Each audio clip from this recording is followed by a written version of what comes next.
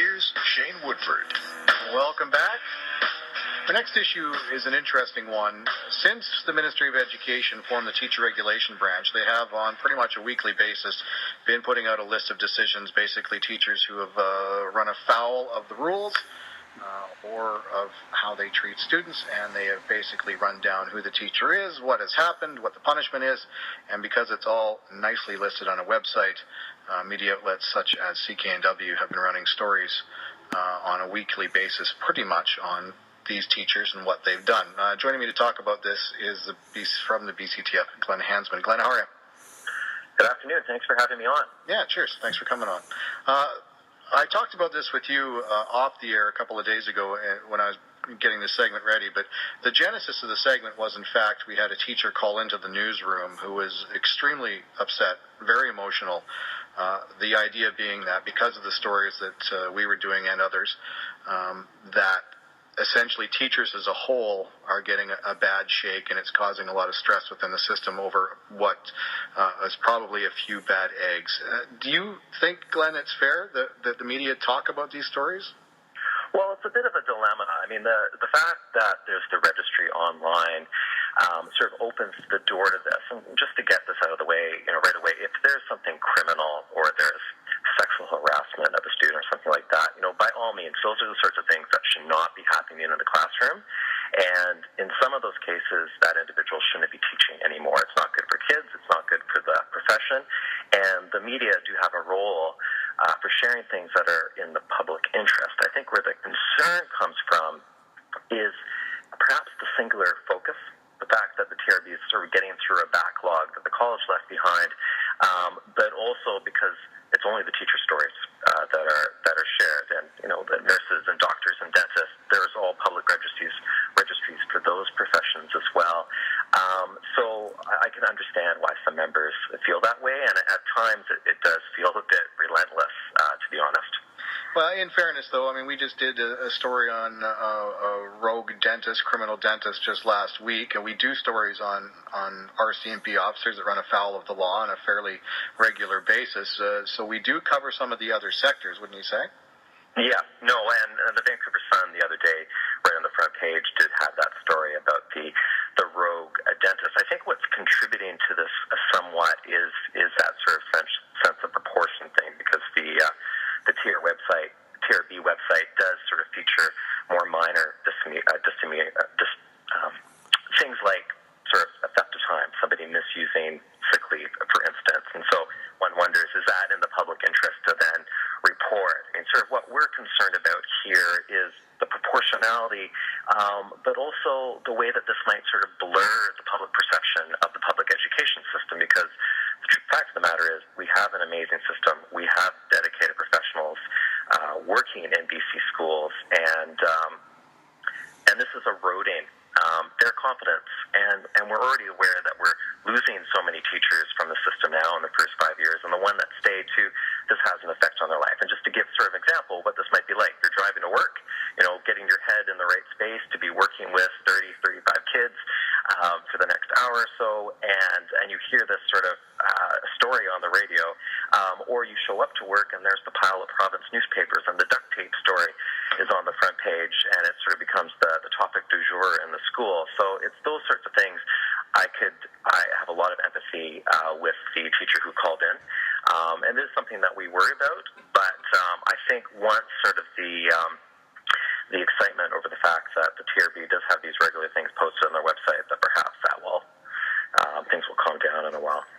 But wouldn't it be good for morale, too? And I know from dealing with the RCMP and stories like this that there is a sense, and I hope it's within the teachers' union, that wouldn't it be good for morale if bad teachers are called out and ejected out of the system? Because I don't think good teachers are very respectful or happy if someone crosses the line or they're not doing their job correctly and they're still hanging around. That's equally as bad for morale, wouldn't it be? Oh, yeah. No, I agree. I mean, don't get me wrong. I mean, are there some teachers that are ineffective or have done something inappropriate in the classroom or elsewhere? For sure, just like in any other profession. And there's mechanisms to deal with those. And that's why we're hearing about them, because something's happened at the school district. There's been an investigation, probably some discipline. It's been bumped up to the Teacher Regulation Branch. We can have another conversation about, what sort of things should go up to the TRB. Are there racist or homophobic comments that happen in classrooms that shouldn't? For sure. So it is good that the employer is dealing with those things. That's its role. And the teacher regulation branch is fulfilling its obligations in that regard too. But I think it's the perception that there's sort of this singular focus.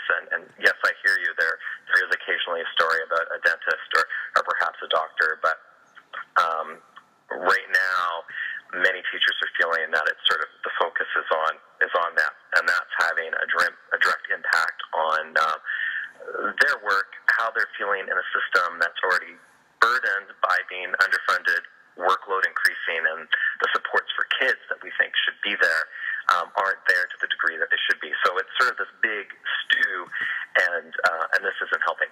But like I said at the beginning, it's a dilemma because there are situations that are in the public interest for the media to report on.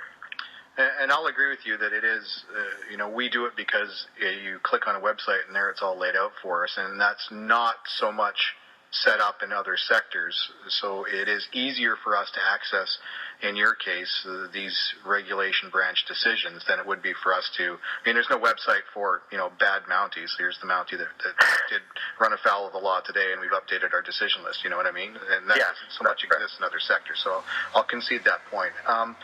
But do you think that the teachers union? There's a perception out there that the teachers union is very lenient on bad teachers or bad members over the past, decade or so. And I don't know, I'll leave it up to you to tell me whether you think that's the truth or not, but there's definitely been a perception out there the union protects its own.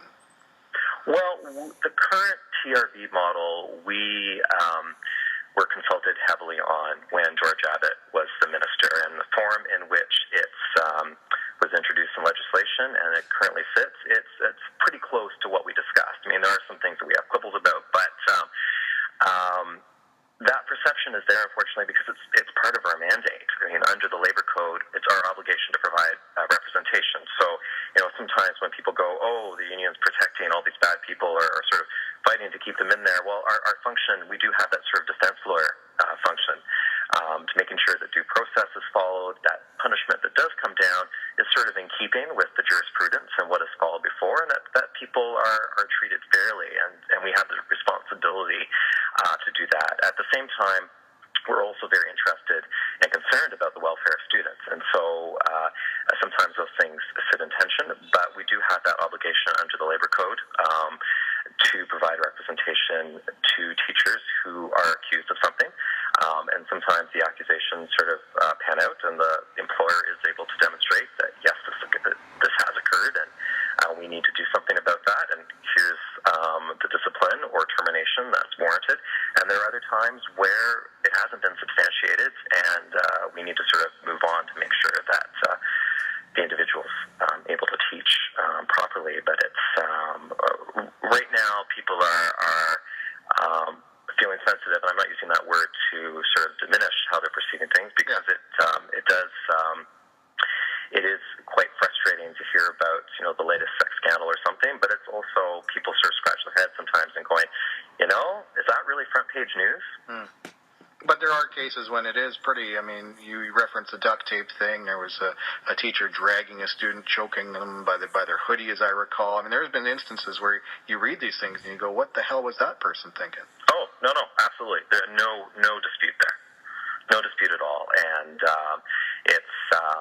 but there's other instances, and I'm not saying this has happened on CKNW, but there's other instances where it has been sort of misuse of sick leave, or perhaps somebody raising their voice, or those sorts of things that end up on the airwaves and then on a website permanently, and so forevermore.